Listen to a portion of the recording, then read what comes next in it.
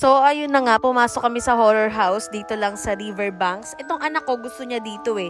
Tapos nung nakita niya na yung loob, natakot bigla, nagkisisigaw. Ayun, tamang emote siya pagkasara ng pinto.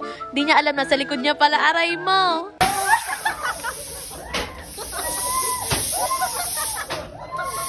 At ayun na nga, pagkasara ng pinto, nakasunod na pala agad yung dalawang nagmumultumultuhan. Ayan no, yung mga yan. Tapos mabait naman sila, kinausap ko, huwag masyadong takutin yung anak ko. Tapos may mga hangin-hangin effects na nakakagulat, na bigla-biglang shhh! Bigla may mga gawa ganong eksena. Tapos ayun, bigla ka na lang magugulat sa mga tunog, may mga kumakalampag. Syempre nga, 50 pesos lang yung bayad dito at entrance fee dito, diba? So sinulit namin, gusto namin tagalan, kaso ngayon Junais ko iyak ng iyak. Eme. Pero in fairness guys, medyo mahaba rin siya. Ang sarap sana sulitin nito. Ang sarap kapag kasama mo yung mga tropa mo, mga kaibigan mo. Talagang parang trippings lang kayo sa loob. Pero syempre guys, kapag may kasama kayong bata, nakakatakot talaga to para sa bata, no? Pero tayo, syempre malalaki na tayo. Walang ibang nakakatakot kundi ang magmahal. Charot!